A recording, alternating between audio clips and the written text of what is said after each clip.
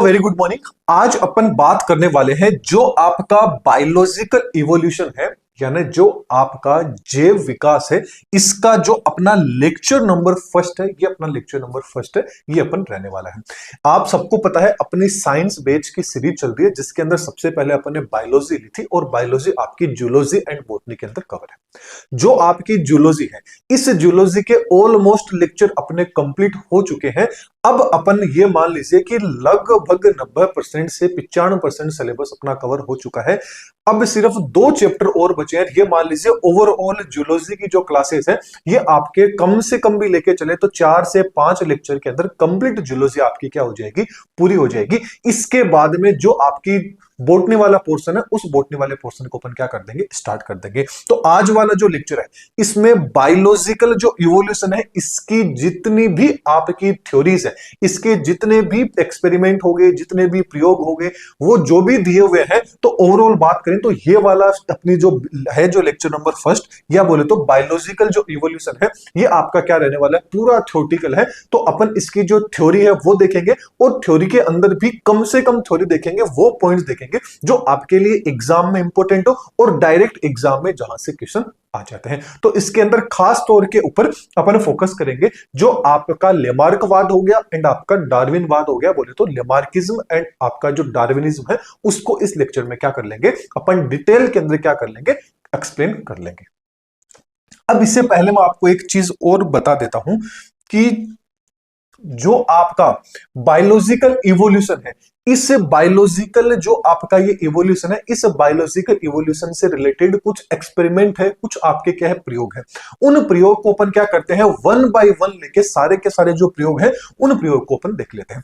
तो इसमें जो सबसे पहला आपका प्रयोग आ जाता है, वो आ जाता है बिग बैंग थ्योरी। तो सबसे पहले ये याद रखना है, जो बिग बैंग थ्योरी है, ये आखिरकार किसने दी थी, तो याद रखना जो आपके जॉर्ज लेमात्रे नामक वैज्ञानिक है, इन्होंने ही है जो आपकी बिग बैंग थ्योरी है, इनके द्वारा ही क्या है, आपकी दी गई है। ये बिग बैंग थ्योरी आखिरकार कहती क्या है, तो बिग बैंग थ्योरी कहती है कि ब्रह्मांड पहले क्या था, एक आग का गोला था। इस ब्रह्मांड के अंदर जो आग का गोला था, इस आग के गोले में क्या हुआ, बाद में न्यूक्लियर फ्यूजन हुआ। न्यूक्लियर क्या होगा, आपका विखंडन हुआ, जिसके कारण क्या है, एक बहुत सारा बड़ा क्या हो गया, विस्फोट हो गया। जैसे ही विस्फोट हुआ, तो विस्फोट से जो आपका सौर मंडल है, इस सौर मंडल का निर्माण हुआ, और इसी सौर मंडल में आपके क्या आ जाते हैं, सूर्य आ जाती है, पृथ्वी आ जाती है, और आपके अदर जितने भी आपके ग्रह हैं, उन सब का निर्माण है। वो निर्माण ऐसे ही हुआ है कि पहले ब्रह्मांड था, ये आपका एक बड़ा सारा आग का गोला था, फिर इसमें क्या हो गया, फ्यूजन हो गया, मतलब न्यूक्लियर आपका क्या हो गया, फ्यूजन हो गया, विखंडन हो गया, जिसके कारण क्या हो गया, फूट गया। और फूट के क्या होता है, ये पूरे के पूरे जो आपके जितने भी ग्रह हैं, इन ग्रहों के अंदर क्या हो गया, ये आपका डिवाइड हो गया। ये आपका क्या बोलता है, बिग बैंग थ्योरी बोलती है। अब बिग बैंग थ्योरी है, ये कहती है कि जो आपकी पृथ्वी है, इस पृथ्वी की उत्पत्ति है, ये लगभग कितनी मानी जाती है, 4.6 अरब पूर्व से क्या है, आपकी पृथ्वी स्थायित्व में है। ये ऐसा कौन बोलती है, आपकी बिग बैंग थ्योरी के द्वारा बोला जाता है।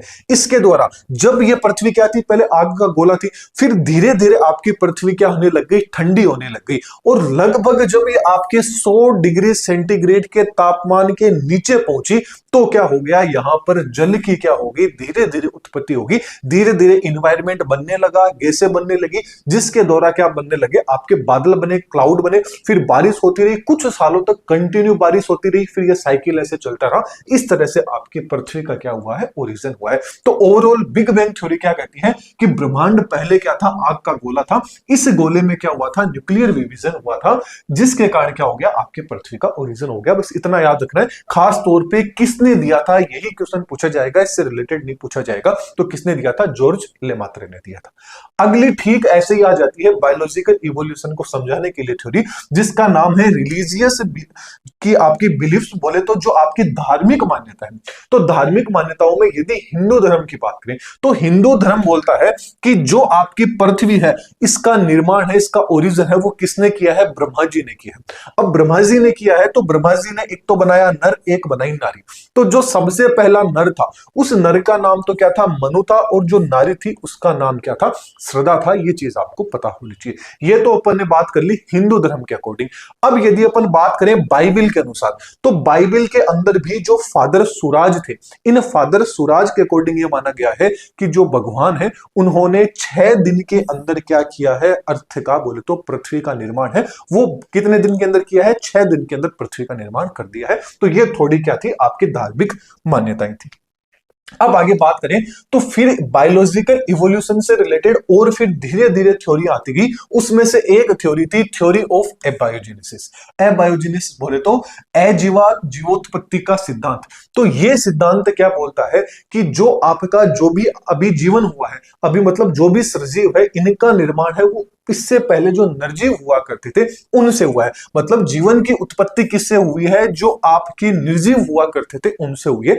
ये किसने दिया था, इसका समर्थन कौन करते हैं, वॉन हेलमोंट नामक वैज्ञानिक है। ये क्या करते हैं, इसका समर्थन करते हैं। जैसे इन्होंने ये बताया कि मैंने एक बार क्या की, मेरी पसीने से भीगी हुई जो कमीज थी, उस कमीज को क्या है थोड़े दिनों के लिए एक जगह पे रख दिया।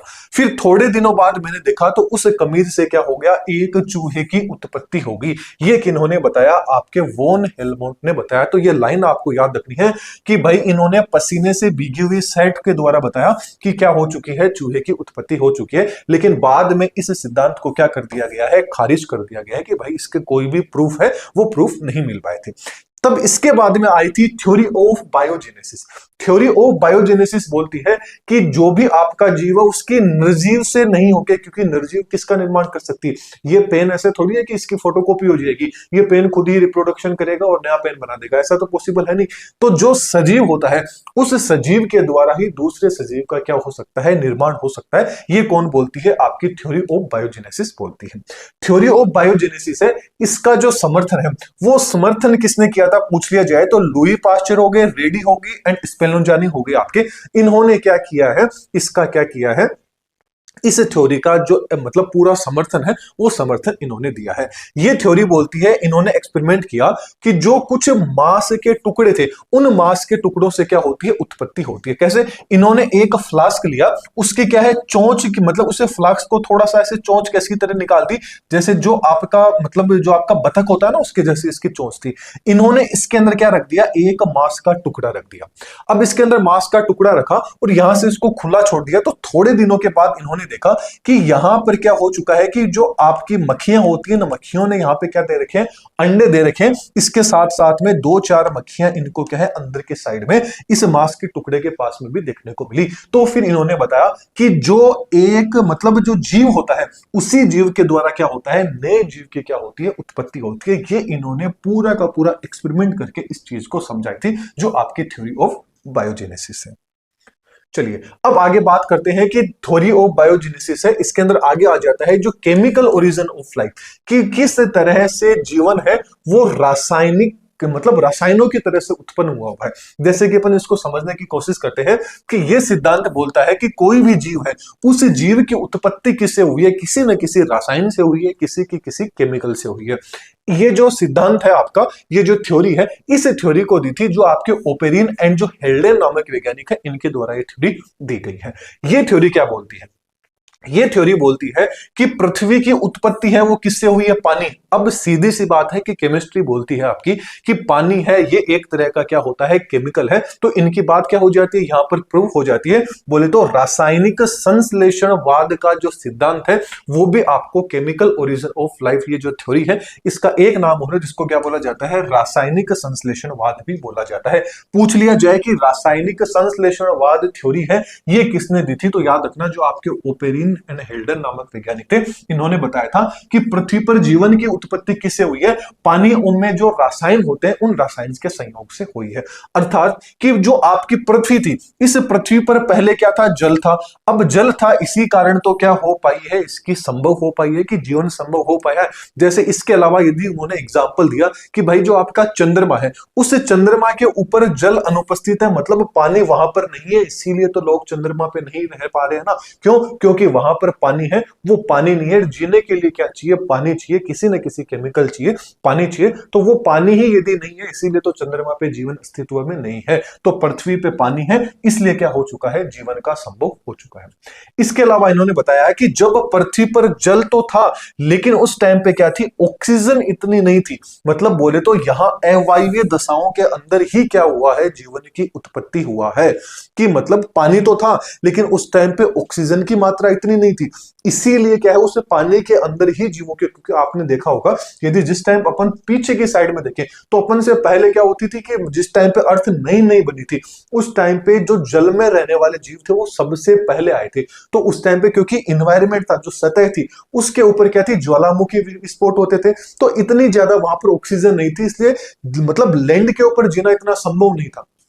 जबकि जो जीवन का जो ओरिजिन है वो ओरिजिन कहां से हुआ है? पानी से ही हुआ है। तो ये चीज वही बताने जा रहे हैं कि जो पृथ्वी है इस पर पहले पानी था, ऑक्सीजन इतना नहीं था। इसका मतलब क्या था? कि अवायवीय जो कंडीशन थी उसी कंडीशन में नए जीव का ओरिजिन हुआ था। अब प्रेजेंट टाइम के अंदर क्या है? ऑक्सीजन काफी ज्यादा, इसलिए नई जो जीव है वो जीव क्या उत्पन्न नहीं हो पाते हैं। मतलब अब नई पीढ़ी है, अपन ह्यूमन से, अब ह्यूमन से आगे जो पीढ़ी है वो आगे नहीं बढ़ पाई है। मतलब अपन से भी कोई एडवांस नहीं बन पाया। क्यों? क्योंकि अब यहां पर क्या हो चुका है? वायुमंडल के अंदर पर्याप्त ऑक्सीजन की मात्रा है, इसलिए यहां पर क्या है? अब नए जीव है वो नए जीव नहीं बन पाते हैं। मतलब अपन जो है, अपन लास्ट है। अब जो भी होगा अपने बाद में कोई नहीं होगा, वापिस से वो प्रोसेस क्या होगी? वैसे ही चलेगी, ऐसा माना जाता है।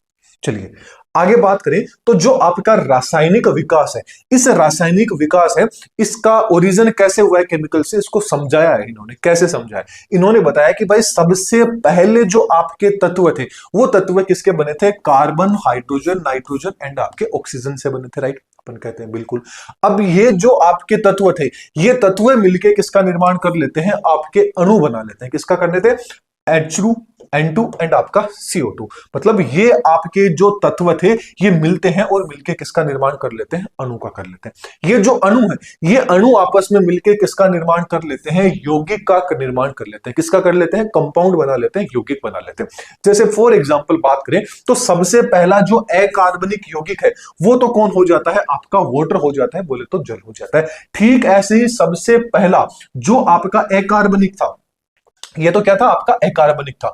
एंड जो सबसे पहला आपका कार्बनिक था वो कार्बनिक कौन सा आ जाता है? आपका सॉरी, जो आपका सबसे पहला देखिए एक बार फिर से रिपीट करते हैं अपन कि जो आपका सबसे पहले जो आपके तत्व थे, सबसे पहले क्या थे? जो आपके तत्व थे वो तत्व कौन से थे? आपका कार्बन था, हाइड्रोजन था, नाइट्रोजन था एंड आपका क्या था? ऑक्सीजन था। ये जो तत्व थे ये तत्व आपस में मिले और मिलके किसका निर्माण किया? अणु का निर्माण किया। मतलब H2N2 आपका CO2 बन जाता है, राइट? अब ये जो आपके अणु थे ये अणु मिले और इन्होंने मिलके किसका निर्माण किया? यहां पे कंपाउंड का निर्माण किया, यौगिक का निर्माण किया। अब जो यौगिक है ये यौगिक क्या थे? कुछ यौगिक तो क्या थे? आपके कार्बनिक थे, मतलब ऑर्गेनिक थे। कुछ यौगिक क्या थे? आपके इनऑर्गेनिक कंपाउंड बना लेते हैं। तो उनके अंदर से जो सबसे पहले आपके इनऑर्गेनिक कंपाउंड थे वो कौन से थे? आपका वाटर था, बोले तो आपका जल था, और जल के साथ में क्या था? आपका अमोनिया था, जो क्या थे? सबसे पहले इनऑर्गेनिक आपके कंपाउंड थे। ठीक ऐसे ही पहले जो आपके कार्बनिक यौगिक बने, सबसे पहले आपके जो कार्बनिक यौगिक बने वो कौन था? आपकी मीथेन गैस बनी। कौन बना? आपका मीथेन बना। फिर जैसे ही आपके कंपाउंड बन गए, मतलब आपके यौगिक बन गए कार्बनिक एंड अकार्बनिक, उनसे फिर क्या बना? आपके अमाइनो एसिड बने। अमाइनो एसिड से क्या बना? आगे जाके प्रोटीन बना। प्रोटीन से आगे क्या बना? आपका डीएनए एंड आरएनए बना। डीएनए एंड आरएनए से आगे जाके क्या बना? कोशिका बना। और कोशिकाएं आकर से मिलकर क्या बना लेती है? उत्तक बना लेती है। उत्तक फिर किसका निर्माण कर लेते हैं? ऑर्गन का बना लेते हैं। ऑर्गन फिर क्या कर लेते हैं? ऑर्गन सिस्टम का निर्माण कर लेते हैं। फिर क्या हो जाती है? आपकी कंप्लीट एक बॉडी बन जाती है। कि मतलब कैसे एक छोटे से तत्व ने, छोटे से केमिकल ने, रसायन ने एक कंप्लीट इंसान है, यानी बोले तो कंप्लीट जीव है, उस जीव का क्या कर दिया है? निर्माण कर दिया है। ये चीज कौन बताती है? आपकी केमिकल ओरिजिन थ्योरी है। ये थ्योरी आपकी इस चीज को एक्सप्लेन कर देती है। जैसे इन्होंने बताया कि पृथ्वी के ऊपर सबसे प्रथम जो प्रकाश संश्लेषी जीव था वो कौन है? आपका ब्लू ग्रीन एल्गी होता है। ये चीज आपको पता होनी चाहिए। कौन सा होता है? नील हरित शैवाल होता है, जिसको साइनोबैक्टीरिया के नाम से ही आपका जाना जाता है। जबकि जीवन ने की जो रासायनिक उत्पत्ति से संबंधित है वो एक प्रयोग है, वो एक प्रयोग और किया गया था। और वो प्रयोग किसके द्वारा किया गया? जो आपके स्टेनले एंड जो मिलर है, इन दोनों वैज्ञानिकों के द्वारा किया गया था। इन्होंने क्या किया? इन्होंने क्या किया कि एक फ्लास्क, आपका एक फ्लास्क लिया, उस फ्लास्क के अंदर क्या किया इन्होंने? मीथेन, अमोनिया एंड जो आपका हाइड्रोजन है, इनको लिया और इनकी मात्रा कितनी रखी? 1:2:1, ये रेशियो इन्होंने रखा। इस रेशियो को इन्होंने जब लिया तो ये जब इनको मिक्स किया इस रेशियो के अंदर, इन तीनों को, किनको? जो आपका मीथेन थी, अमोनिया था एंड आपका जो हाइड्रोजन था, इनको एक फ्लास्क में लेके किस मात्रा के अंदर लिया? 1:2:1, मतलब मीथेन, अमोनिया, आपका हाइड्रोजन को 1:2 के अंदर इन्होंने लिया। जैसे ही इन्होंने एक के अंदर लिया और इनको मिक्स किया तो देखा ये एज इट इज कैसा देखने को मिला था? जो आपका साइटोप्लाज्म होता है, जो आपका जीव द्रव्य होता है, सेम टू सेम वैसा का वैसा क्या हो गया? इसका निर्माण हो गया, वैसा का वैसा दिखने लग गया।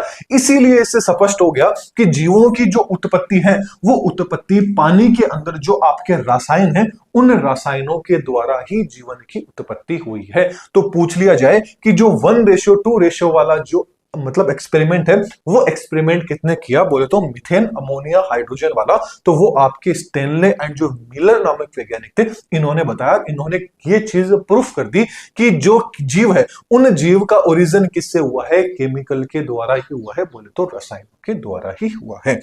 ये आपकी क्या आ जाती है? कुछ थ्योरीज आ जाती है। अब बात कर लेते हैं जो सबसे फेमस आपकी थ्योरी थी, वो सीधी सी बात है केमिकल थी, बोले तो आपके ऑर्गेनिक जो आपकी थ्योरी थी। इन ऑर्गेनिक थ्योरी के अंदर दो आपके मेन वैज्ञानिक आते हैं, एक तो आ जाता है लेमार्क, एक आ जाता है डार्विन।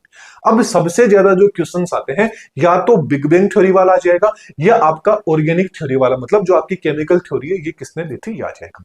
या फिर डायरेक्ट अब जो क्वेश्चंस आएंगे वो आपके लेमार्किज्म एंड आपका जो डार्विनिज्म है उससे रिलेटेड क्वेश्चन सबसे ज्यादा आते हैं। तो चलिए इनके बारे में भी क्या चीजें आती है। तो सबसे पहले डार्विनिज्म की बात करें तो सबसे पहले लेमार्किज्म की बात करें तो जो आपका लेमार्किज्म है, ये लेमार्किज्म सबसे पहले किसने दिया है? जो आपके जेन बेप्सिस्ट, जो आपके लेमार्क है, इनका पूरा नाम है। तो ओवरऑल बात करें तो इतना याद रख लेना कि जो लेमार्किज्म है ये आपके लेमार्क नामक वैज्ञानिक है, इनके द्वारा दी गई है।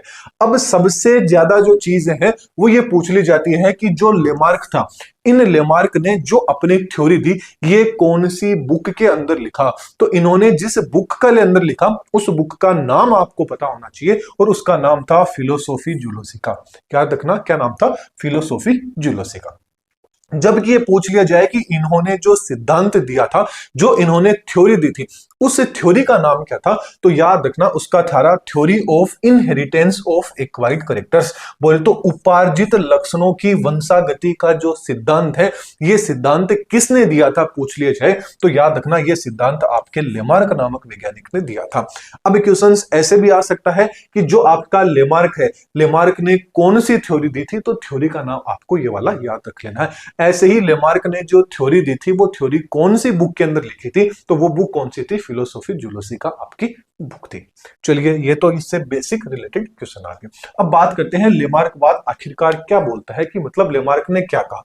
लेमार्क ने बोला कि इन्वायरमेंट का प्रभाव है, ये पड़ता है कि कोई भी जीव होता है उस पर इन्वायरमेंट का भी प्रभाव पड़ता है। कैसे?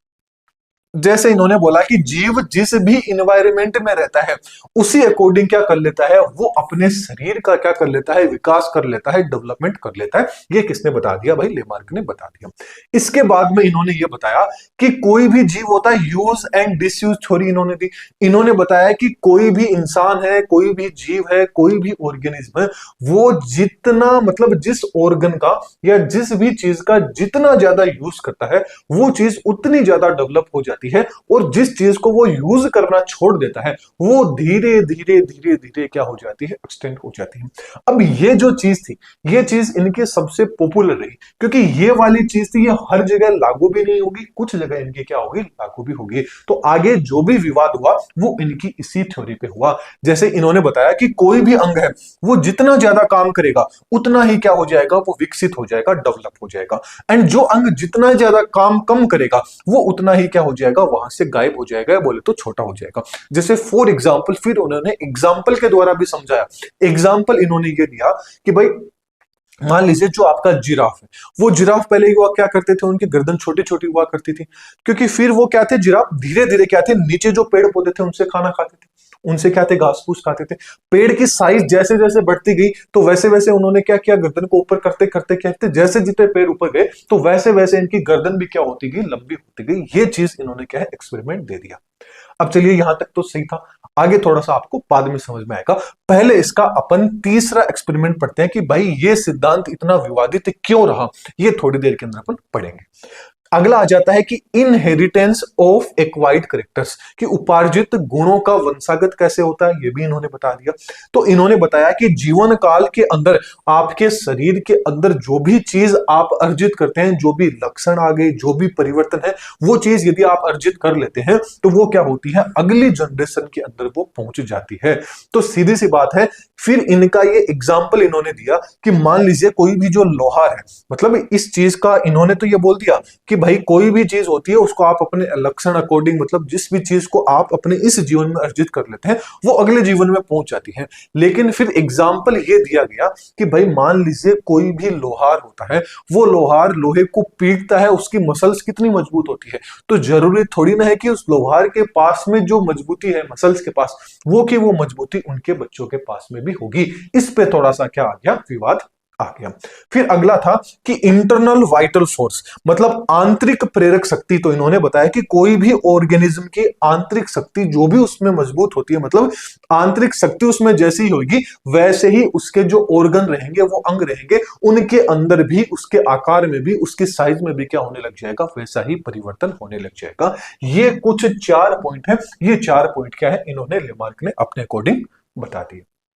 अब जो लेमार्क था, लेमार्किज्म था, इस लेमार्किज्म को काफी ज्यादा ट्रोलिंग झेलनी पड़ी।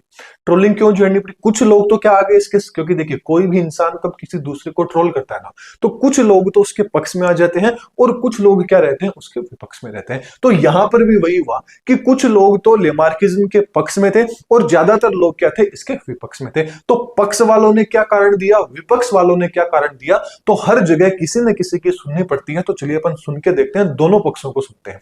पहला पक्ष तो ये बोलता है, लेमार्क के पक्ष में जो उदाहरण थे वो कहते हैं कि जिराफ की गंदी, मतलब जो भी गर्दन है, उस गर्दन का लंबा होना एकदम जो लेमार्क ने बताया है वो क्या हो जाता है, उस पे एकदम फिट सुटेबल हो जाता है, क्योंकि जिस ऑर्गन का जितना ज्यादा आप यूज करोगे वो उतना सही रहेगा, एंड जिसका नहीं करोगे वहां पे क्या हो जाता है, ये नियम सही लग जाता है। ठीक, हमने कहा भाई बिल्कुल सही लग जाता है। फिर उन्हें बताया कि जो अपने मतलब जल के अंदर जो पक्षी रहते हैं, उन पक्षियों को आपने देखा होगा, उनके जो पांव रहते हैं वो क्या होते हैं, मतलब उनके पांव में से जाली नुमा स्ट्रक्चर देखने को मिलती है, ताकि वो क्या हो, डूबे नहीं पानी के अंदर, आराम से तैर सके। तो बिल्कुल सही बात है कि भाई जो पक्षी जिन्होंने भी ये कर लिया तो उनके आने वाली जो पीढ़ी रहती है उनमें भी चीज देखने को मिल जाती है। बिल्कुल सही बात है। अगला आ जाता है कि सांप थे, उनमें कई जमाने में हाथ पांव हुआ करते थे, फिर उन्होंने क्या है, खुद को रेंगना शुरू कर दिया, तो धीरे धीरे क्या हो गया, उनके अंदर हाथ पांव थे, उनका क्या हो गया, अभाव हो गया। ये बात भी बिल्कुल सही होगी। अब जो विपक्ष के लोग थे, उन विपक्ष के लोगों ने सवाल उठा दिए, तो जिसको क्या बोल, जिन्होंने क्या कर दिया, लेमार्कवाद था, इसका क्या कर दिया, खंडन कर दिया। जैसे कि इन्होंने एग्जाम्पल दिया, इन्होंने बताया कि भाई भारत के अंदर इतनी सारी पीढ़ियों से जो महिलाएं हैं, वो महिलाएं अपने कान के अंदर क्या कराती है, छेद कराती है। सीधी सी बात है, आप सबको पता है। तो ये जब वो अपने कान में छेद करा लेती है, तो ये छेद उनके जो आने वाली जो जनरेशन रहती है, जो उनके बच्चे होते हैं, उनके अंदर ये चीज क्यों नहीं देखने को मिलती है, उनको फिर से कान के अंदर छेद क्यों कराने पड़ते हैं। भाई इसके पास, लेमार्क के पास में भी कोई जवाब नहीं था और इसके सहयोगियों के पास में भी कोई जवाब नहीं था। इन्होंने कहा रुको, सब्र करो, अभी और बताते हैं। तो इन्होंने बताया कि कोई भी विद्यार्थी होता है, अब आप सब पढ़ने वाले बच्चे हैं, तो लेमार्क के अकॉर्डिंग, तो लेमार्क ने कहा कि जिस ऑर्गन का जितना ज्यादा यूज करते हैं, तो भाई पढ़ने के लिए आंखों का कितना ज्यादा यूज करते हैं, तो लेमार्क के अनुसार तो आपकी आंखें इतनी बड़ी बड़ी हो जानी चाहिए थी, लेकिन एक्चुअल में आपकी आंखें बड़ी नहीं हुई ना। दूसरी यही चीज आ गई कि विद्यार्थियों द्वारा आंखों का यूज सबसे ज्यादा किया जाता है, उसके बावजूद भी उनकी आंखें बड़ी क्यों नहीं हुई भाई आपके अकॉर्डिंग। चलिए यहां भी ये नहीं रुके, फिर इन्होंने एक एग्जांपल और दिया कि भाई जो आपके खुद के शरीर के अंदर ही जो आपका हृदय है, जो आपका हार्ट है, ये बिना रुके बिना सोए 24 घंटे लगा पड़ा रहता है, फिर भी इसके साइज के अंदर वृद्धि है। ये वृद्धि आखिरकार क्यों नहीं हुई भाई, फिर से ये चकरा गए। चलिए कोई नहीं, फिर उन्होंने एक एग्जाम्पल और दिया। इन्होंने बताया कि भाई आपने लोहार का ही एग्जाम्पल दिया था, तो जो लोहार है वो लोहार का आपने तो बता दिया कि वो अपनी अर्जित मतलब जो भी अपनी मसल्स रहेगी उनको अर्जित कर लेगा। तो भाई उसने तो खुद ने अपने शरीर पे मेहनत की है, जरूर थोड़ी है कि उसने जो खुद के शरीर पे मेहनत की है। आप लोग सपोज कीजिए जिम जाते हैं तो जरूर थोड़ी ना आपके जो बच्चे होंगे उनमें भी आपके जैसी मसल्स देखने को मिलेंगी, ऐसा बिल्कुल भी नहीं होता है। तो जरूरी नहीं है कि लोहार लोहे को पीटेगा उसकी मांसपेशियां मजबूत हो जाएगी, तो जरूरी नहीं है उनके बच्चे रहेंगे उनकी भी मांसपेशियां क्या होगी, मजबूत होगी। इतने में लेमार्क ने कह दिया कि भाई कोई बात नहीं, हम समझ चुके हैं कि आधी चीज सही है, आधी चीज क्या है आपकी गलत है। तो इसका जो बेनिफिट है वो बेनिफिट किसको मिला, डार्विन को मिला। इसलिए डार्विन क्या हो गए, थोड़े से फेमस हो गए। वो ये ना कि जब आपको गलतियों का पता चल गया कि अगले ने ये गलती की, आप क्या कर दोगे, उस गलती को सही कर दोगे। तो जिसने भी गलती की थी वो तो नीचे रह जाएगा, आपने सही कर दिया, इसका मतलब आप क्या होगे, ऊपर होगे। इसीलिए क्या होता है कि जो लेमार्किज्म मतलब लेमार्क ने जो जो गलतियां की ना उनको डार्विन ने क्या किया, वैसी गलतियां नहीं की, उनसे एक्स्ट्रा करके डार्विन क्या बढ़ गए, आगे बढ़ गए। इसलिए उनका नाम क्या जाता है, सबसे ज्यादा उनका नाम लिया जाता है। चलिए तो अपन ने पढ़ ली। अब जो इससे ही रिलेटेड एक थ्योरी और आ जाती है जिसको बोलते हैं विजमैन का सिद्धांत। क्योंकि जो विजमैन थे, ये विजमैन ही मान लीजिए कि सबसे कट्टर जो दुश्मन थे, वो कट्टर दुश्मन कौन थे, लेमार्क के, आपके विजमैन ही थे।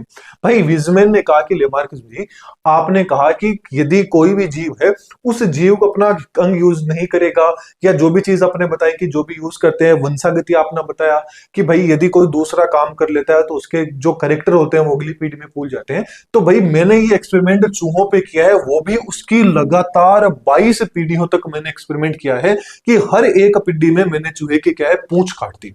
हर एक पीढ़ी तक मैंने देखता रहा कि भाई पहली पीढ़ी में कोई बात नहीं, दूसरी पीढ़ी में हो जाएगा, तीसरी में हो जाएगा, चौथी में, ऐसे 22 पीढ़ी तक मैंने हर बार चूहे की पूंछ काटी। लेकिन उनकी जो भी अगली पीढ़ी आती है वो पीढ़ी चूहे के अंदर पूंछ लेके ही आती है। आपके अकॉर्डिंग तो उसके अंदर पूंछ क्या हो जानी चाहिए थी, अब गायब हो जानी चाहिए थी, लेकिन चूहे के अंदर पूंछ है, ये पूंछ गायब नहीं हो रही है। तो उन्होंने इसका रीजन दिया कि अब मैं बताता हूं कि ऐसा क्यों नहीं हुआ। इसलिए जो आपके विजमैन थे उन्होंने एक सिद्धांत दिया था जिस सिद्धांत का नाम था जर्म प्लाज्म थ्योरी। ये आपको याद रखना है मेन, कि जो जर्म प्लाज्म थ्योरी है ये थ्योरी किसके द्वारा दी गई है, तो याद रखना जो आपके विजमैन नामक वैज्ञानिक है इनके द्वारा दी गई है। अब विजमैन ने क्या बताया, विजमैन ने बताया कि आपका जो शरीर है, इस शरीर के अंदर दो तरह के फ्लूइड होते हैं, दो तरह की आपकी कोशिकाएं होती है, दो तरह की सेल होती है। कौन कौन सी, एक तो होती है कायिक सेल, जिसको क्या बोल, कायिक सेल या कायिक फ्लूइड। दूसरा आ जाता है जनन द्रव्य या जनन कोशिका। जनन कोशिकाओं में द्रव्य होता है उसको इसको जर्म फ्लूइड बोल देंगे, एंड जो सोमेटिक सेल होती है उनमें जो फ्लूइड होता है उसको सोमेटिक फ्लूइड बोल देंगे। तो कंफ्यूज बिल्कुल भी नहीं होना। तो विजमैन ने बताया कि शरीर में दो प्रकार के द्रव्य होते हैं, एक तो कायिक द्रव्य आ जाता है, एक आपका क्या आ जाता है, जनन द्रव्य आ जाता है। अब याद रखना कि जो भी कायिक द्रव्य होता है उस कायिक द्रव्य को जो भी करेक्टर होते हैं, जो भी गुण होते हैं, वो यदि कायिक द्रव्य को प्रभावित करते हैं तो एक पीढ़ी से दूसरी पीढ़ी के अंदर किसी भी तरह का करेक्टर है वो करेक्टर क्या होता है, आपका चेंज बिल्कुल भी नहीं होता है। यदि वो ही गुण क्या करेंगे, जो आपका जर्म फ्लूइड है उस जर्म फ्लूइड को क्या कर देते हैं, प्रभावित कर देते हैं, तो वो आगे क्या हो जाता है, वंशागत हो जाता है। ओवरऑल बात करें तो ये तो उस टाइम पे विजमैन ने बताया था। प्रेजेंट टाइम में अपन क्या पढ़ते हैं कि भाई यदि आपका जो जीन है, आपका जो डीएनए है, उसके अंदर यदि किसी प्रकार का चेंजिंग आ जाती है तो वो एक पीढ़ी से दूसरी पीढ़ी में आपके क्रोमोसोम्स के अंदर कोई भी दिक्कत आ जाती है तो वो एक पीढ़ी से दूसरी पीढ़ी के अंदर बीमारी होती है, डिजीज हो जाती है, कोई भी करेक्टर होते हैं वो क्या हो जाते हैं, चेंज आगे तक पहुंच जाते हैं। ऐसे ही आपकी सोमेटिक सेल हो गया, सोमेटिक फ्लूइड कौन सा आ गया, आपकी मसल्स हो गई, हाथ पांव हो गए, ये सारे किस में आ जाते हैं, सोमेटिक में आ जाते हैं। मतलब ये यदि आपके टूट गए, खट गए, फट गए तो आपके आने वाली पीढ़ी पे इसका कोई असर नहीं पड़ेगा। आपके आने वाली पीढ़ी पे तभी असर पड़ेगा जब आपका जो जर्म फ्लूइड रहेगा, बोले तो जो आपकी जर्म सेल्स रहेंगी यानी जो जनन कोशिकाएं होंगी, उन्हीं में यदि किसी प्रकार की चेंजिंग होगी तभी ये एक पीढ़ी से दूसरी पीढ़ी में पहुंचेगी। इसलिए क्या हो गए, आपके विजमैन सबसे ज्यादा क्या हो गए, फेमस हो गए, क्योंकि इन्होंने क्या है, जर्म प्लाज्म की क्या दे दी थी, थ्योरी दे दी थी। आई थिंक जर्म प्लाज्म की थ्योरी आपको समझ में आ गई होगी। चलिए तो अब बात कर लेते हैं नव लेमार्कवाद। कि फिर भी लोगों ने क्या कहा कि भाई लेमार्क ने ऐसे नहीं है कि सारी बात गलत ही बताई है, क्योंकि लेमार्क ने जिराफ वाला एग्जाम्पल दिया था, एकदम सही जगह बैठ गया लेमार्क वो जिराफ वाला एग्जाम्पल। ठीक ऐसे ही सांप वाला एग्जाम्पल दिया था, तो सांप वाला भी सही बैठ गया। तो कुछ एक जो एग्जाम्पल थे वो एग्जाम्पल क्या बैठे, लेमार्क के एकदम सही बैठे। तो फिर लेमार्क की जो सिद्धांत थे, जो भी गलतियां थी, जो भी खामियां थी, उन खामियों को दूर किया गया और दूर करके क्या किया गया, एक नया सिद्धांत बनाया गया जिसको नाम क्या दिया गया, नियो लेमार्किज्म दिया गया। अब जो नियो लेमार्किज्म है, ये नियो लेमार्किज्म क्या रहा कि अंगों का उपयोग एंड अनुपयोग था, उन्हीं के ऊपर आधारित था कि जिस चीज का जितना ज्यादा यूज करोगे एंड जिस चीज का जितना कम यूज करोगे वो आगे पीछे चीजें होती रहेगी। ये उपार्जित और साथ में उपार्जित लक्षणों की वंशागति का जो सिद्धांत था, ये दोनों के दोनों क्या थे, सबसे ज्यादा विवादित रहे। फिर भी कुछ वैज्ञानिकों ने क्या किया, इसका समर्थन किया गया। अब जैसे समझने की कोशिश करते हैं कि भाई जो नव लेमार्किज्म है या जो लेमार्कवाद था, ये लेमार्कवाद का सिद्धांत था, इसका सबसे ज्यादा समर्थन कौन से वैज्ञानिकों ने किया, और इन्होंने मिलकर ही नियो लेमार्किज्म दिया था। तो सबसे पहले आ जाते हैं आपके समनर नामक वैज्ञानिक। जो आपके समनर नामक वैज्ञानिक थे, इन्होंने प्रयोग किस पे किया, जो सफेद मतलब जो आपके व्हाइट चूहे होते हैं, इनके ऊपर उन्होंने एक्सपेरिमेंट किया। इन्होंने क्या किया कि अधिक तापमान पर इन चूहों पर एक्सपेरिमेंट किया कि इन चूहों को, जो सफेद चूहे थे, इनको सबसे ज्यादा टेम्परेचर था, उस टेम्परेचर पे क्या किया, प्रताड़ित किया गया। तो इनको सबसे ज्यादा टेम्परेचर दिया गया, तो इनके अंदर कुछ चेंजिंग देखने को मिला। चेंजिंग क्या देखने को मिला कि इनका जो आकार हो गई, इनकी पूंछ हो गई एंड इनके जो कर्ण पल्लव हो गए, ईयर पिना हो गए, ये सारे के सारे क्या हो गए, इनके बड़े हो गए। और धीरे धीरे जब एक पीढ़ी दो पीढ़ी आई, तो अगली पीढ़ियों में देखने को मिलेगी ये कि ये करेक्टर उनमें क्या हो गया, वंशागत हो गए, कि अगली पीढ़ियों को अभी अडेप्ट नहीं करना, उनमें ये चीजें क्या होगी, वंशागत होगी। कि अब आपको जन्म लोगे तो जो नई और पीढ़ी आएगी, उस पीढ़ी में आगे से ही ऑलरेडी उनकी आकार होगा, वो साइज में उनका बड़ा देखने को मिलेगा, उनकी पूंछ भी बड़ी हो जाएगी और उनके जो कर्ण पल्लव होंगे वो भी क्या हो जाएंगे, बड़े हो जाएंगे। तो ये एक्सपेरिमेंट इनका क्या रहा, सक्सेसफुल रहा। फिर आगे एक वैज्ञानिक और है जिनका नाम है केमरर। केमरर ने भी एक्सपेरिमेंट किसमें किया, जो आपके सेलामेंडर थे, इन सेलामेंडर पर इन्होंने एक्सपेरिमेंट किया। दो तरह का इन्होंने एक्सपेरिमेंट किया। एक तो क्या किया, जो आपका सेलामेंडर था, इसको गहरे रंग का जो पृष्ठ था उसके ऊपर उसको रखा। उसको जैसे ही रखा तो उसकी जो त्वचा थी, उस त्वचा पे क्या होने लगे, काले रंग के धब्बे हैं, ये धब्बे बनने लगे। और धीरे धीरे देखा गया तो अब आने वाली जो उनकी पीढ़ियां थी, उनके अंदर ऑलरेडी आगे से क्या होने लगे, उनके शरीर पर काले काले धब्बे हैं, ये देखने को मिले। फिर उन्होंने क्या किया, उन्हीं सेलामेंडर को, नया सेलामेंडर लिया और उसको क्या किया, हल्का रंग का जो पृष्ठ था, हल्का रंग का, उसके ऊपर रखा। तो उस पे जैसे ही रखा तो उनकी त्वचा के ऊपर भी हल्के रंग के जो धब्बे थे वो धब्बे बनने लगे। और आने वाली जो पीढ़ी थी उनके अंदर भी यही चीज देखने को मिलेगी कि उनके अंदर भी ये कैरेक्टर क्या हो गए, वंशागत हो गए। ये किन्होंने बताया, केमरर ने बता दिया। इसके बाद में एक और थे मैकडूगल।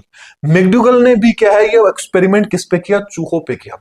इन्होंने क्या किया कि जो चूहे थे, उन चूहों को तालाब के पास तक जाने का क्या सिखाया, एक रास्ता लर्निंग करवा दिया। फिर उनकी जो आने वाली पीढ़ियां थी, उनमें देखने को मिला कि पहले मान लीजिए ये आपका क्या था, तालाब था। यहां से मान लीजिए इस तरह से कुछ इन्होंने ऐसा ऐसा करके रास्ता बना दिया कि भाई आपको चूहे को ऐसे ऐसे घूम के यहां तक, तालाब तक पहुंच जाएंगे। और भी काफी सारे यहां से बीच में से ऐसे रास्ते निकल रहे थे। फिर इन्होंने उनको एक ट्रेनिंग दी कि भाई तुम्हें ऐसे करके ऐसे ऐसे जाना है। फिर इन्हीं के जो आगे आने वाले बच्चे रहे, इनके आगे आने वाली जो जनरेशन थी, उन्होंने क्या किया, बिना सिखाए ये वाला जो पाथवे था, इस पाथवे को ही क्या है, सबसे ज्यादा फॉलो किया, न कि इधर से कोई दूसरे तरीके से। एक दो बार ऐसा, एक दो कुछ ऐसे थे जिनके अंदर ये चीज देखने को मिलेगी, लेकिन ज्यादातर फिर उनको वापस एक ही बार बताने की चीज थी। यदि सबसे फर्स्ट टाइम पे एक्सपेरिमेंट किया तो कम से कम 20 से 30 बार चूहों को सिखाने को मिला कि भाई तुम्हें ऐसे ऐसे जाना है। लेकिन जैसे जैसे पीढ़ी आती गई तो उनको 2 से 4-5 बार ही सिखाना पड़ा, फिर वो अपने आप वहां पहुंचने लग जाते। फिर धीरे धीरे इन्होंने और एक्सपेरिमेंट करते रहे, तो एक टाइम ऐसा आया कि उसको सिखाना ही नहीं पड़ा, उसको पहले से ही पता था कि भाई मेरे को कैसे जाना है। तो ये सारे के सारे क्या था, इन लोगों ने मेंडल का क्या किया, सॉरी, ये जो आपका लेमार्क था, इस लेमार्क का इन्होंने क्या किया था, साथ दिया था कि भाई आपने जो बात बताई है वो बातें क्या थी, आपकी सही थी। तो ये लेमार्किज्म भी अपन ने देख लिया और नियो लेमार्किज्म भी देख लिया। अब बात आ जाती है डार्विनिज्म की। ये जो डार्विनिज्म है ये सबसे ज्यादा इंपॉर्टेंट है, तो यहां से क्वेश्चंस आने के सबसे ज्यादा चांस है इस कंप्लीट स्लाइड के अंदर से। जैसे ठीक ऐसे ही जो आपका लेमार्किज्म था, लेमार्किज्म में या तो सबसे ज्यादा सवाल है इस स्लाइड के अंदर से देखने को मिल जाएंगे, या फिर सबसे ज्यादा सवाल है वो आपको इस स्लाइड के अंदर देखने को मिल जाएंगे। ये तो क्या जाती है, थ्योरी वाली चीजें रहती हैं, बस आपको पता है इनके बारे में थोड़ा सा होना चाहिए। तो चलिए फिर आगे अपन डार्विनिज्म की बात कर लेते हैं। तो जो डार्विनिज्म है ये किसने दिया था, सीधी सी बात है चार्ल्स डार्विन है, इनके द्वारा ये दिया गया है। अब ये पूछ लिया जाता है कि डार्विन का जन्म कब हुआ था, तो डार्विन का जो जन्म है वो जन्म हुआ था 12 फरवरी 1809 को डार्विन का क्या हुआ है, जन्म हुआ है। और इनका जिस शिप पे पूछ लिया जाता है, क्योंकि जो आपके डार्विन थे ना ये बहुत ही घूमने वाले इंसान थे। ये मान लीजिए अपना आधा से ज्यादा जो जीवन है इन्होंने शिप के ऊपर ही मतलब बिताया है, कि यहां से उस आइलैंड पे चले गए, उससे इस पे चले गए, उससे इस पे चले गए। तो इस कारण से इनकी जो जहाज थी, जो शिप थी, वो काफी फेमस हुई और उसका नाम पूछ लिया जाता है तो HMS बीगल क्या था, इनकी जहाज का नाम था। वेरी इंपॉर्टेंट है, इसको याद रखना। फिर पूछ लिया जाएगा कि भाई इनकी बुक का क्या नाम था, तो इनकी बुक का नाम था ओरिजिन ऑफ स्पीसीज, क्या था इनकी बुक का नाम था। फिर पूछ लिया जाता है कि इन्होंने किसके ऊपर एक्सपेरिमेंट किया, तो इन्होंने सबसे ज्यादा एक्सपेरिमेंट है वो फिंच नामक पक्षी था उन पे किया था। और फिर उन पक्षियों को क्या बोला जाता है, क्योंकि डार्विन ने उन पे एक्सपेरिमेंट किया था और डार्विन का नाम भी काफी फेमस था, इसलिए उनको डार्विन की फिंच बोले। तो डार्विन फिंच जो आपके पक्षी है उनका नाम बाद में वो दे दिया गया। तो याद रखना सबसे ज्यादा स्टडी किस पे की थी, जो डार्विन फिंच है उन पे सबसे ज्यादा एक्सपेरिमेंट किया था आपके डार्विन ने। फिर पूछ लिया जाए कि इन्होंने सबसे ज्यादा यात्रा थी वो शिप में सबसे ज्यादा यात्रा कहां पे की थी, कौन से द्वीप पे सबसे ज्यादा गए थे, तो याद रखना गोपेलोग्लोस नामक जो द्वीप है इसके ऊपर सबसे ज्यादा इन्होंने एक्सपेरिमेंट किया है, सबसे ज्यादा टाइम अपना है वो इसी द्वीप को इन्होंने दिया है। फिर आ जाती है कि भाई इनके द्वारा जो थ्योरी दी गई है, जो सिद्धांत दिए गए हैं, उन सिद्धांत का नाम क्या है, तो याद रखना थ्योरी ऑफ नेचुरल सिलेक्शन इनका सिद्धांत है। और पूछ लिया जाए थ्योरी ऑफ नेचुरल सिलेक्शन क्या बोलता है, नेचुरल सिलेक्शन मतलब प्राकृतिक वर्ण का सिद्धांत, मतलब डार्विन का जो ये सिद्धांत है ये आपका ये कहता है कि जो भी जीव रहेगा वो खुद को यदि इन्वायरमेंट के प्रति अडेप्ट कर लेगा वो तो क्या कर लेगा, सर्वाइव हो जाएगा। और जो खुद को अपने इन्वायरमेंट के अकॉर्डिंग खुद को नहीं चेंज कर पाएगा वो क्या हो जाएगा, यहां से एक्सटेंड हो जाएगा। तो ये चीज आपको याद रखनी है। और कंप्लीट जो डार्विन ने अपने सिद्धांत दिए थे, पूछ लिया जाए कि डार्विन के सिद्धांत का कंप्लीट बेसिस क्या है, ये सबसे ज्यादा पूछ लिया जाता है, इंपॉर्टेंट है कि कंप्लीट डार्विन ने जो भी सिद्धांत बताया इस सिद्धांत का आखिरकार रिजल्ट क्या निकला, क्या बेसिस निकला, किस बेसिस पे था, तो याद रखना ये सर्वाइवल ऑफ द फाइटेस्ट था। मतलब उत्तरजीविता का सिद्धांत भी इसको बोला जाता है कि योग्यतम की उत्तरजीविता का सिद्धांत है। ये कौन सा है, तो ये आपके डार्विन के द्वारा दिया गया डार्विनिज्म आपका सिद्धांत हो जाता है। तो ये वाली स्लाइड आपकी काफी ज्यादा इंपॉर्टेंट थी। अब बात कर लेते हैं डार्विनिज्म के बारे में कि आखिरकार डार्विन ने क्या बताया। तो सबसे पहले डार्विनिज्म तो क्या था, ओवर प्रोडक्शन। ओवर प्रोडक्शन या ओवर रिप्रोडक्शन की बात करें तो ये बोलता है कि ऑर्गेनिज्म होता है ये जरूरत से ज्यादा क्या करता है, संतानें उत्पन्न करता है, जरूरत से ज्यादा क्या करता है, रिप्रोडक्शन करता है। लेकिन जरूरी नहीं है कि सारे के सारे जीव है वो सारे के सारे जीव ही सारे की सारी संतानें क्या कर पाए, सर्वाइव कर पाए। ये चीज क्या होती है, बिल्कुल भी संभव नहीं होती है। इसके लिए इन्होंने एग्जाम्पल दिया था मछलियों का, कि मछलियां होती है ना ये एक बार में लाखों नहीं करोड़ों संख्याओं में क्या देती है, अंडे देती है।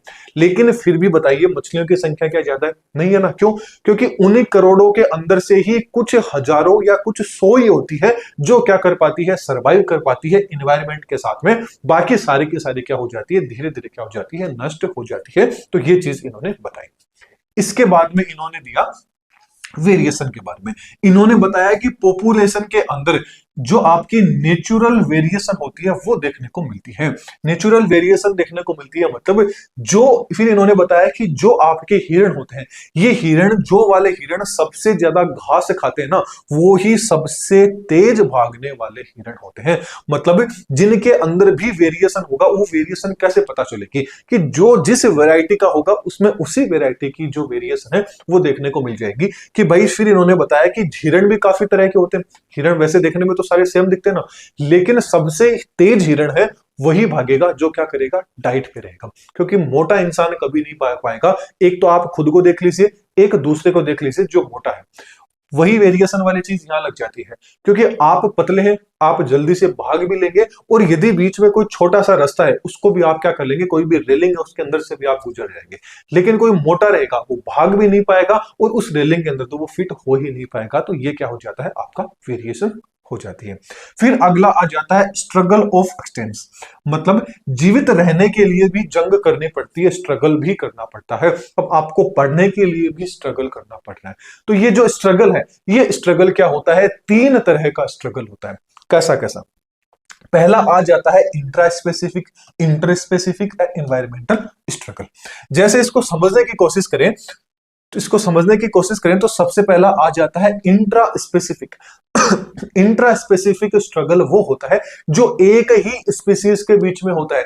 जैसे कि अभी आप सब लोग लैब असिस्टेंट के हैं, देखिए अभी फॉर्म स्टार्ट हुए हैं, कितने लोग भरते हैं, एवरेज यदि अपन लेके चले तो लगभग भी 15 लाख के समथिंग फॉर्म भरे जा सकते हैं। इससे ज्यादा भी आंकड़ा हो सकता है, कि अपन एवरेज ले लेते हैं समझने के अकॉर्डिंग, क्योंकि अभी तो फॉर्म स्टार्ट हुए हैं।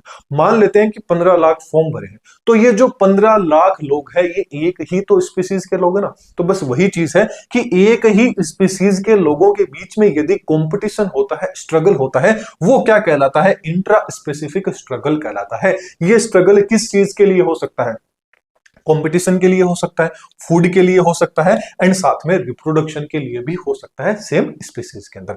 अगला आ जाता है inter specific struggle. Inter specifically कौन सा आता है, अंतः जातीय, मतलब दो अलग अलग स्पीसीज के बीच में होने वाला स्ट्रगल।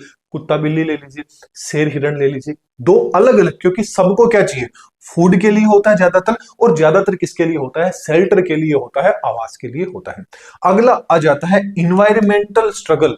इन्वायरमेंटल स्ट्रगल होता है, ये इन दोनों को ही करना पड़ता है। कि जो इन्वायरमेंट बोले तो जो आपका क्लाइमेट आ गया, फूड आ गया, शेल्टर आ गया, इन सब के लिए खुद को स्ट्रगल कर लेता है, खुद को क्या कर लेता है, बचा लेता है, तो वो सर्वाइव कर जाता है। अदरवाइज सीट क्या ले जाता है, कोई और ले जाएगा।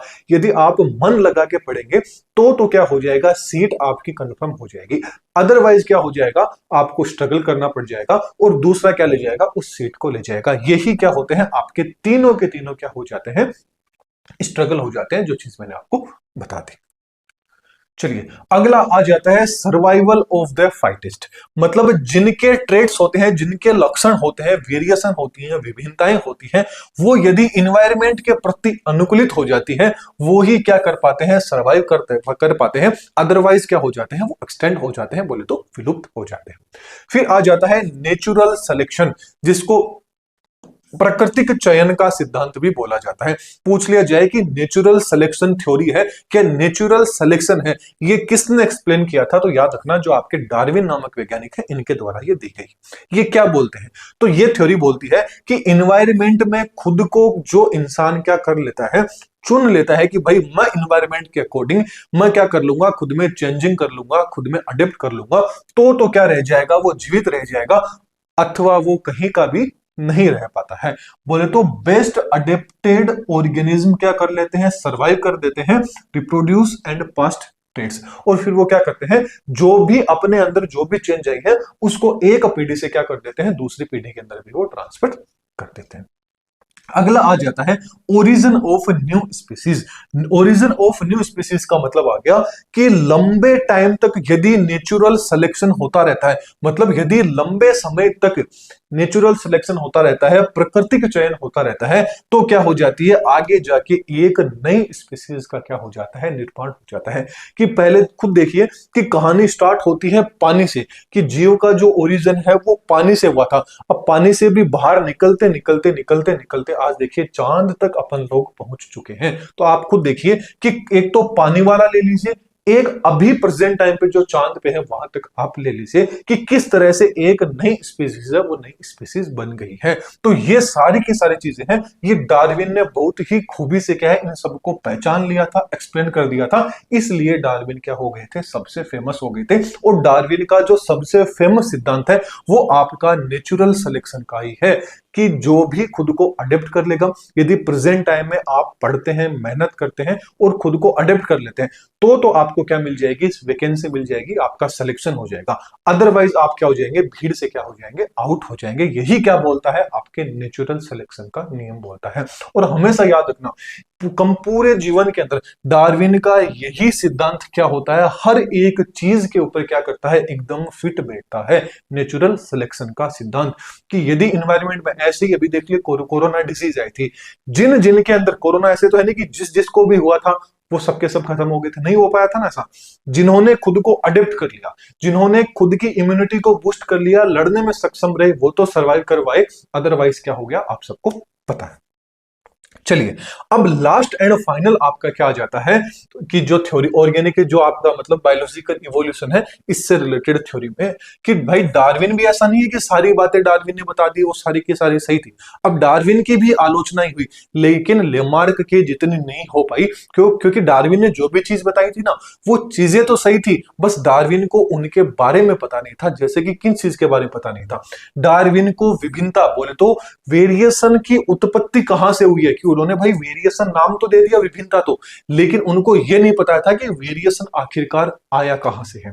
इसके बाद में कि जो आपके अवशेषी अंग थे, उन अवशेषी अंगों की जो व्याख्या है, जो आपके लेमार्क नहीं कर पाए थे, वही चीज आपके डार्विन भी नहीं कर पाए कि भाई ये अवशेषी अंग थे, ये आखिरकार एक्सप्लेन कीजिए इनको गए कहां पे, ये भी चीज नहीं पता पाए। इसके अलावा जो कायिक विभिन्नताएं थी एंड जो आपकी लैंगिक विभिन्नताएं थी, मतलब जो आपकी सोमेटिक वेरिएशन था एंड जो आपका लैंगिक वेरिएशन था, यानी जो आपका जर्म वेरिएशन था, इन दोनों के अंदर जो डिफेंस है, ये डिफेंस भी आपके जो डार्विन है ये डार्विन नहीं कर पाए थे। और मेन चीज ये थी कि सबसे बड़ी तो डार्विन की यही कमी थी कि अनुवांशिकी बोले तो जेनेटिक्स से रिलेटेड 1% भी जो ज्ञान था वो आपके डार्विन को नहीं था। उसके बाद में मेंडल आए और मेंडल ने जेनेटिक्स का जो कंप्लीट ज्ञान है वो ज्ञान दिया था। ये जो वेरिएशन वगैरह सारी की सारी चीजें हुई, ये सारा का सारा अपन जेनेटिक्स में पीछे पड़ के आए हैं। तो ये सारी की सारी चीज किसके द्वारा की गई थी, मेंडल के द्वारा सारी चीजें बताई गई थी। तो सबसे बड़ी जो कमी थी डार्विन की वो यही थी कि इनको जेनेटिक्स से रिलेटेड किसी भी चीज का क्या था, नॉलेज बिल्कुल भी नहीं था। अब डार्विन के अंदर बस ये पूछा जाता है कि जो आपका नव डार्विनवाद होता है, नियो डार्विनिज्म है, ये किसके द्वारा दिया गया है, वेरी इंपॉर्टेंट है। तो याद रखना, नव डार्विनिज्म है, नियो डार्विनिज्म है, ये आपका जो मेंडल है, डेवरीज है, विजमैन है, इन तीनों के द्वारा ये चीजें दी गई थी। जो आपके विजमैन है, विजमैन से रिलेटेड तो विजमैन ने तो क्या बता दिया, जो आपकी जो काइक्सोमेटिक लैंगिक विभिन्नताएं थी ना, ये जो वेरिएशन था या जो जर्म प्लाज्म थ्योरी थी ये आपकी बताती थी। मेंडल वाला अपन जेनेटिक्स में पढ़ के आ चुके हैं, एंड जो ह्यूगो डिब्रीज वाला है ये अपन इसी इवोल्यूशन वाले चैप्टर में आगे आने वाली क्लासेस के अंदर अपन ये सारी चीजें देख लेंगे। तो ये आपका क्या हो जाता है, ऑर्गेनिक इवोल्यूशन से रिलेटेड जितनी भी आपकी थ्योरी थी, ये थ्योरी अपन ने इस वीडियो के अंदर देख ली है कंप्लीट रूप से। तो जो अपनी एप्लीकेशन है दातिज ग्रुप ऑफ एजुकेशन, इस एप्लीकेशन को डाउनलोड जरूर कीजिएगा। इसके अलावा अपन ने एक नया यूट्यूब चैनल भी बनाया है, उसकी लिंक भी मैं आपको डिस्क्रिप्शन में दे दूंगा, एंड इस एप्लीकेशन की भी लिंक डिस्क्रिप्शन में दे दूंगा। वो चैनल कंप्लीट कंपटीशन एग्जाम से रिलेटेड हो जाता है। और यहां पर ये जो एप्लीकेशन है, इस एप्लीकेशन पर आपको जो अभी जो भी चीज आप पढ़ेंगे तो उसके लिए आपको कहीं ना कहीं प्रिपेयर तो होना ही पड़ेगा ना, कि जो चीज मैंने पढ़ी है वो मेरे को याद हुई है या नहीं हुई है। उसके लिए अपन ने टेस्ट सीरीज है, वो टेस्ट सीरीज भी अपन ने लॉन्च कर रखी है, कंप्लीट आप लोगों के लिए फ्री है। तो उस टेस्ट सीरीज को भी एक बार है ज्वाइन आप जरूर कर लीजिएगा। तो एक बार एप्लीकेशन को भी डाउनलोड है कर लीजिए, ताकि आप जो भी टेस्ट सीरीज है उसको ज्वाइन कर सके। इसके अलावा वीडियो पसंद आए तो वीडियो को लाइक कीजिएगा, चैनल पे नए हैं तो चैनल को सब्सक्राइब कीजिएगा। दोनों चैनल है, दोनों को सब्सक्राइब करना, ये तो अपना मेन चैनल है। इसके अलावा कॉम्पिटिटिव एग्जाम नाम से अपन एक चैनल और बनाया है, दातिज ग्रुप ऑफ एजुकेशन आगे कॉम्पिटिटिव एग्जाम, उसकी लिंक भी डिस्क्रिप्शन में है, तो उस चैनल को भी सब्सक्राइब कर देना। इसके अलावा और कोई भी आपका डाउट रहता है तो आप कमेंट सेक्शन के अंदर पूछ सकते हैं। तो चलिए फिर अगले लेक्चर में फिर मिलेंगे। वीडियो पसंद आए तो वीडियो को लाइक एंड शेयर सब्सक्राइब जरूर कीजिएगा। Thank you.